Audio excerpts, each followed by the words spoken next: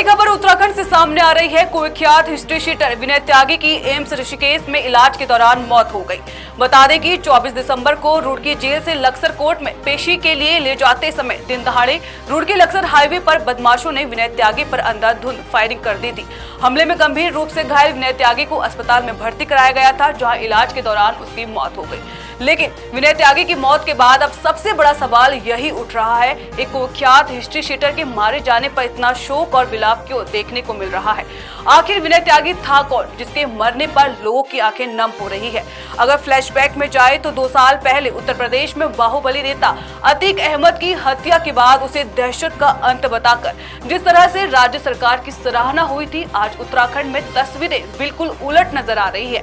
अब सवाल कई है, विनय त्यागी का आपराधिक इतिहास कहां से शुरू हुआ, क्यों इसकी मौत पर प्रतिक्रियाएं चौंका रही है और क्या यह मामला कानून व्यवस्था पर नए सवाल खड़े करता है। इन तमाम सवालों के जवाब जानेंगे हमारी इस स्पेशल रिपोर्ट में। अतीक पर वाहवाही तो विनय पर आंखें भर आई। आखिर इस हिस्ट्री शीटर की मौत पर इतना विलाप क्यों? पश्चिमी उत्तर प्रदेश का कुख्यात हिस्ट्री शीटर विनय त्यागी अब इस दुनिया में नहीं रहा। ऋषिकेश स्थित एम्स अस्पताल में इलाज के दौरान उसकी मौत हो गई। बता दें कि हरिद्वार के लक्सर क्षेत्र में पुलिस कस्टडी के दौरान उसे गोली लगी थी। दरअसल 24 दिसंबर को विनय त्यागी को जेल से अदालत में पेशी के लिए पुलिस वाहन से ले जाया जा रहा था।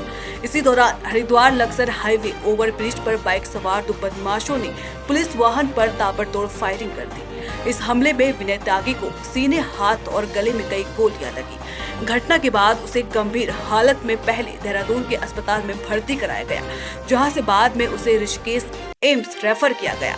बीते 3 दिनों से विनय त्यागी एम्स के ट्रॉमा सेंटर में वेंटिलेटर पर जिंदगी और मौत के बीच जूझ रहा था। आखिरकार इलाज के दौरान उसने दम तोड़ दिया।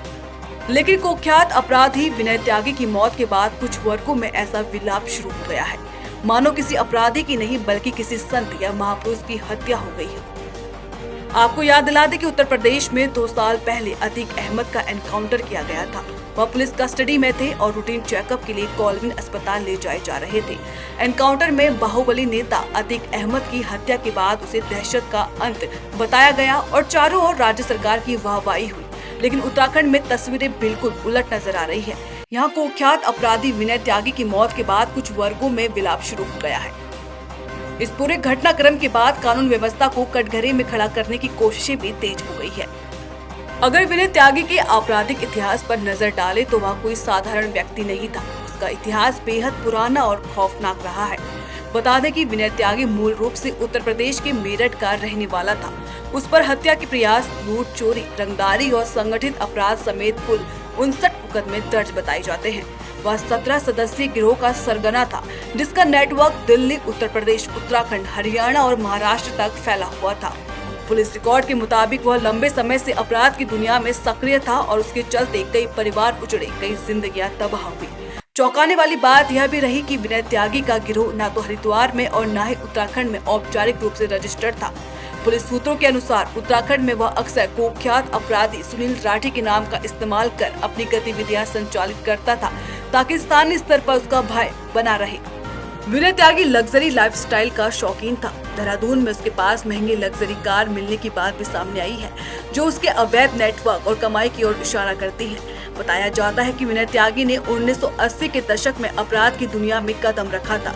महज 16 वर्ष की उम्र में उसने अपने ही दोस्त पर कातिलाना हमला किया था, जिसके बाद उसका आपराधिक ग्राफ लगातार बढ़ता चला गया।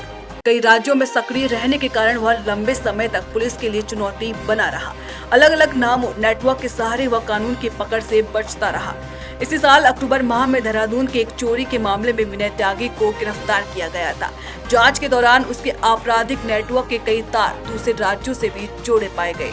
लेकिन आज कुख्यात हिस्ट्री शीटर के जीवन का अंत हो चुका है। जानलेवा हमले में गंभीर रूप से घायल अवस्था में उसे इलाज के लिए ऋषिकेश स्थित एम्स में भर्ती कराया गया था, जहां उसने दम तोड़ दिया। इसके बावजूद उसकी मौत के बाद जिस तरह से भावनात्मक माहौल बनाया जा रहा है, वह समाज और व्यवस्था दोनों के लिए चिंताजनक संकेत है। उत्तराखंड सरकार पहले ही अपराधियों और माफियाओं के खिलाफ सख्त रुख अपना चुकी है। मुख्यमंत्री पुष्कर सिंह धामी के नेतृत्व में सरकार लगातार यह संदेश दे रही है कि राज्य में अपराध और अपराधियों के लिए कोई जगह नहीं है। यही वजह है कि माफिया नेटवर्क से जुड़े लोगों में इस नीति को लेकर बेचैनी साफ देखी जा रही है। अपराधियों पर नकेल कसने की कार्रवाई कई लोगों को रास नहीं आ रही है और उसी का नतीजा है कि हर बड़ी कार्रवाई या घटना के बाद कानून व्यवस्था पर सवाल खड़े किए जाते हैं। लेकिन सवाल अब भी वही है, जिसने खुद कई घर उजाड़े हो, कई मांगों को सूना किया हो, उसकी मौत पर इतना विलाप और आक्रोश आखिर क्यों? किसी अपराधी की हत्या पर इस तरह का शोक और कानून व्यवस्था को कटघरे में खड़ा करना किसी भी मायने में उचित नहीं कहा जा सकता। कानून अपना काम कर रहा है और करता रहेगा।